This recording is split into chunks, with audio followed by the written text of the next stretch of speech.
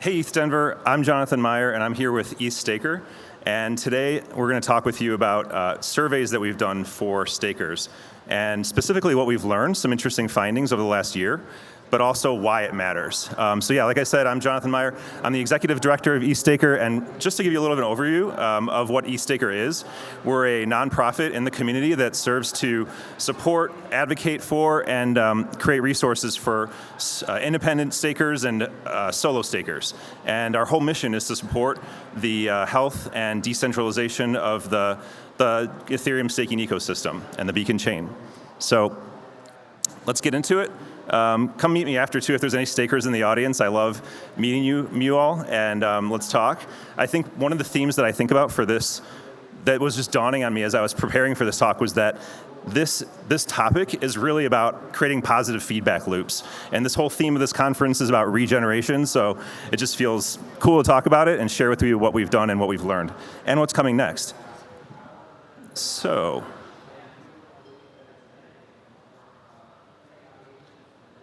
I promise you there's more than one slide.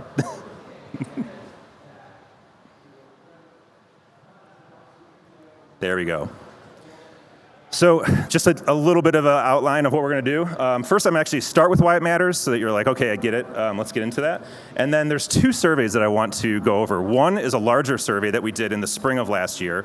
And this covered a whole wide range of topics from who stakers are to their sentiments to where they get information, where they're learning, and help us understand more about them so that we could advocate for them better. The second survey is from the fall, which was much more limited and actually was born out of protocol and research discussions that were happening at the time around discussing updates to bandwidth usage that would be required if we went forward with things like blob target increases, gas increases, and also things related to like the PeerDAS protocol upgrades. So that's from the fall. I'll overview some insights from both, and also give you the links to the full survey with the outline, with the full information that we did, so you can kind of check that out. There are a lot of QR codes in this, I figured, so yeah, feel free to snap photos of those and take a look at things afterwards too. And then we'll also talk about positive outcomes, things that happen downstream of these surveys, and then what's to look out for in the future, because we're going to do it again, and we're excited about that. Oh, and stick around, because if you stay toward the end, we're going to do this cool POAP that we have powered by Arbitrum. So we mint them on Arbitrum. You can't get it yet, and actually it's not even live yet because it's on like a secret website. So you got to stick around for at least like 10 more minutes to get that thing. But it's cool. We love POAPs. So let's talk about why these surveys matter. Maybe this is stating the obvious, but just to like emphasize this point, stakers are really important, independent stakers especially, to the decentralization of Ethereum. And this is a talk on why. Nixo, who's around here somewhere, this is a talk she gave like over a year ago, but it's a really great talk on like all the different reasons about why stakers and independent stakers are so important to the decentralization of Ethereum. And some of the reasons that it goes into are like, they're not controlled by any one entity or service. Like, you're not going to be able to influence them because, big giant corporate entity X said so. Not to pick on X, but it's not. They're very truly independent, and they have all the different levers under their own control about, jurisdictionally where they're located, geographically, what rules they have, what their bandwidth is, what their client choices, like what their execution and consensus client choices are for how they set up their machine, if they do any other software on the machine. So the thing is, it creates like a environment of resilience for the network to have this very like independently chosen and self-selected set of people validating and supporting the network. And so that's why it's one of Ethereum's magic powers, I think, is that this exists, and it's been growing in network effect over time, over many years now. But the thing is, they're also kind of historically hard to understand and opaque, because at the end of the day, every validator is just a public key address on the beacon chain. What can we tell about them? Nobody's like taking, you're attesting and you're proposing blocks, but like beyond that, it's hard to know what's going on unless people speak up in a Discord, which we do encourage people to do. Come participate. And that'll be a theme I hamper on, during this talk also, is to engage. But so they're historically opaque and a little bit privacy, or very privacy conscious, and at the same time, we want their needs to be represented accurately and in detail, because we want to advocate for them, and if they're not being advocated for, then the health of the network can suffer. And if we, in fact, neglect them so much that stakers leave because they're just like not having a good experience, for example, well, then it's really suffering, and you would see that in like a lower decentralization profile of Ethereum. So the idea for these surveys then is to help illuminate that, shine light on that, and also help us onboard more stakers in a healthy, decentralized way, independent stakers. So we want to spot adoption barriers, like what is it from a hardware, software, or other requirements standpoint that we could do to help either surface those concerns or create resources, educational resources to better that. And then the other thing is protocol research. Like a lot of the stuff we can get in front of with protocol research that's happening literally as we speak, and then upgrades literally happening as we speak, with the Pectra upgrade going through testnets and into mainnet in not too long. So lastly, we want to be able to empower stakers, because the more they have the ability to speak up, the more their needs will be heard, and then the community can organize them around creating resources and support and advocacy for them. So these surveys are important, and we're looking forward to continuing to collect that data. And so one thing I'll also point out is that this GitHub link at the bottom is where all the open source data is stored. So we have everything stored. This is an EthStaker. It's called ETHEducators, but it's something we run at EthStaker that houses all of the data sets and the analysis sets that we did. So you can take a look at that, build on it. We're always open source.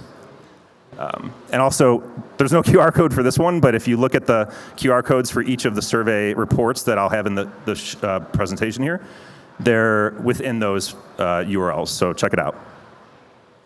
So let's dive into the first one. The first one being the, let's see if I can, we'll leave it. The first one was the larger spring survey, and first I just want to touch on like who are these stakers anyway. And some of this is not too surprising, but it was interesting to put some numbers behind it for the first time. Over 90% of them see themselves as somewhat technical, and we know there is a spectrum of technicality from can you some people may feel very technical when you're working on a computer and helping someone fix their computer who may not be comfortable with computers at all. But then there's people who are comfortable with command lines, and then there's people who are comfortable writing software, and then debugging software, and then protocol research and beyond. Like, it's just a huge spectrum. And so there is some level, like you're sort of on that like technical range if you're doing it. But then there's also 10% that don't see themselves as technical. So what we want to do is help this be open and available to everyone. Our motto at EthStaker is welcoming first, knowledgeable second, and so it's kind of like staking is for everyone, and we want to emphasize that point. So, and then the other thing that was interesting here is like, actually most of the stakers, by two-thirds of them, are not employed in crypto.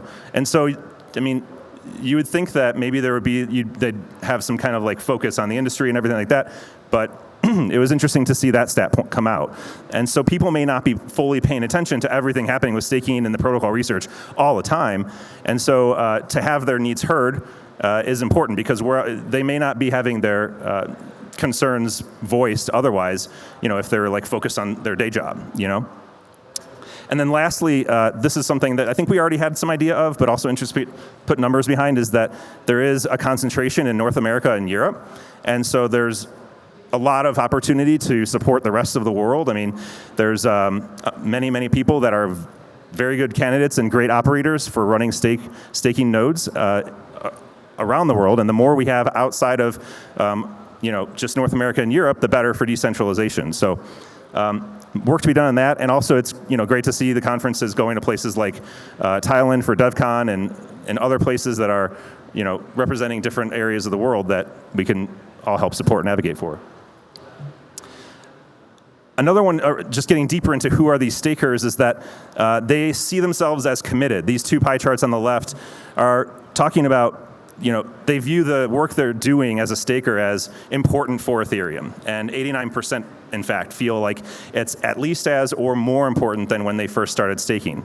But on the flip side, the pie chart on the right is showing that it's actually not as, some of them, more of them, feel like it's not as valuable for them as an individual to be staking. So there's kind of like a little bit of a discrepancy there. And so we were like, okay, well, what's that about? The range of concerns that they have are very wide-ranging. Something like supermajority client risks is very internal to the industry, but affects the entire industry. And we want, it's something that if you're tuned in to the Ethereum staking industry, you're familiar probably with having any one client have too much control of the network is dangerous for the health of the network. And so that's one of them, but there's also many others that are just very practical and all deserve attention in support. So some things like hardware, tax policy, key management, like just internet issues. These are things that all could be helped with guides or public service efforts.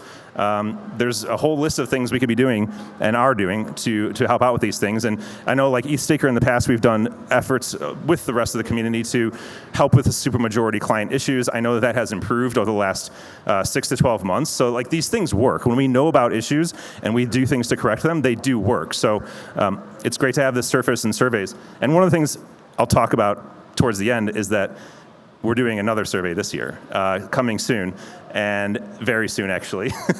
And I'm very interested to see the year-over-year data set comparison that we'll have with this one, because the questions will be very similar, and we'll be able to start to draw a trend line around how stakers' sentiments are changing and all these different data points that you're seeing here.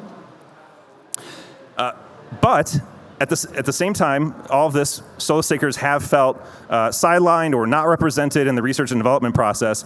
And in fact, 52%, so over half of them feel ignored or as if it's ineffective in supporting them. And that's as of mid-2024. So again, my feeling, anecdotal, is that is probably changing, I think. I think there's a lot of things underway that are making that improve. But it's interesting to see this snapshot in time where, this is just immediately a little bit post-Denkun when this survey was done. And so it's a very changing environment. And now we're going to have another one right on the eve of Pectra here. So it's always there's a lot of context around the data happening in these surveys. And you can see that with the chart on the right, the bar chart, it's like, there's a sense that, most of them feel it's kind of like meh in the middle. Are my needs represented? There's some that, it's kind of like an even bell chart there, right? So I think it just shows that we have room to improve, and I think there's people doing that. I mean, from when I listen to the ACD calls, there's definitely more representation of validated requirements. I mean, just in the last couple of weeks, hardware requirements, things that bring these conversations to a head in the forum where it happens. So it's great to see, and I think it'll be interesting to see how the data bears it out when we get the next one all finished up. So there have been resources, and there always are resources for stakers. This was interesting to see that it's also wide-ranging. The Discord, Twitter, GitHub, like those are all places. Can we see that okay? I think so. It's a little blurry, right? But the ones that are broken out, though, are more of like the social community resources. So you've got things like individual community groups. You've got Discords, Twitter. You've got things like Daily Gwei, YouTube, other podcasts, smaller communities. But these are communities that people rely on. Like they're answering this survey to say, yeah, I relied on that source to learn about staking or to keep up to date with current requirements that I have to use to be an effective staker and continue evolving with the network. Because, contrary to popular belief, or maybe some belief, staking is not passive at all. It requires an active engagement to stay up with things, update your software, and keep performing those duties. So here's the link. This is a pretty long article, so I really pulled out some of the most interesting insights that we wanted you all to find. But this is, if you want to go deeper, read this, and it's really interesting. This was published last summer, and it was a spring survey. I'll give you a second to get that. Hopefully everyone got it. The second survey, and this one's a little bit shorter because it was a shorter survey, but it was more focused on the bandwidth question. The question of, are you worried about bandwidth if we require more resources or more internet usage for your staking node, for your independent node, your solo staking node? And so interestingly, I just want to call out, only 56% in the survey said they track bandwidth usage. So that's an opportunity right there for, not to throw our staking community under the bus, but like it's good to be tracking, and it's cool to see how they're tracking. Within that 56%, there's all these different ways. Grafana is obviously a big winner because I know a lot of the guides show how to do that, and it's a really effective tool for monitoring all kinds of things. But there's other things people are doing too, like ISP monitoring, looking at their modem app. That was an interesting one for me to see. And then a whole bunch of other combinations of tools and firewalls, Ubuntu queries. So it's a diverse group, I think, to my point earlier. And one thing we're able to do in this survey is collect people's internet upload download speeds. So we integrated the data into range buckets, so it was a little bit easier to see here.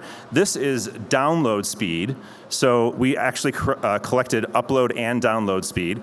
The upload speed is the one that is a little bit more an issue because across the world, and especially in really any country, upload speed is more of a constraining factor. And so what we did is, and just to, maybe this is a better one to look at this, because the upload speed is on the bottom and the download speed is on the top. So when it's the pink, yeah, it's pink there, that's where people are concerned or unsure if they're concerned about an adverse effect on their staking node setup if there was an increase in bandwidth requirements to run that node and keep up with the chain. So with the download speeds, you have a little bit more of a smoothed out effect. Let's see here. No. Yeah, so you have the people are concerned, but it's more spread out. And especially with the higher ones, they're not as concerned. But with the upload speed, they're very concerned, especially in the lower ranges. So you can see how this coalesces around lower range, and especially that giant bar in the 11 to 50 megabits per second range. That's a pretty common range across many places in the world, North America and Europe both considered. And it's really only when you get to the people that have 100 or 500 plus megabits per second where they're less concerned. But you can see it really trails off. So like this data was just not something we had, and we wanted to collect it. And so that's some of the insights we were able to get. And this was very early pulse check information that we did in the moment. So it's something that now is part of the conversation. And there's also efforts. I'm going to speed through here. This is the file that we published in the fall for that survey. But I want to get to in the last couple of minutes here, some of the things that are coming out of this, downstream impacts. So I had a chance to snap the QR. So downstream outcomes are that, like I said, this impacts issuance curve changes, discussions around scaling, blob targets, gas limits. One thing that I have found really cool in the last couple weeks is that I think there's more engagement happening when we've got surveys like this going on. And so this is a little bit tangential to the survey-specific thing, but it comes to the idea of like a positive feedback loop that you as a staker can do with your node and with your own actions yourself by engaging and working with the ETH Panda Ops contributor service, they call it. And it's a really simple one-line command that you would set up, and you can actually programmatically provide feedback from your node into this service in a data privacy-oriented way. And so I encourage stakers to do it. If you can go to the ETH Panda Ops website, it's pretty easy to do, and they're a pretty supportive team. Yeah. And then let's see. I think I've said these things already, that we understand the impact to the community better and help identify issues that we can go after. And it helps groups like us, EthStaker, advocate better for independent stakers and solo stakers. You can see here, we've tried to promote this on Twitter when it's happening. This was a tweet from Hanny retweeting EthStaker from the fall on the targeted survey on bandwidth. So this is just a view of that. I just find it so cool. It's actually like more of a live thing that PandaOps has done. But that's something to go check out. This is a public page you can go view. Future call to action.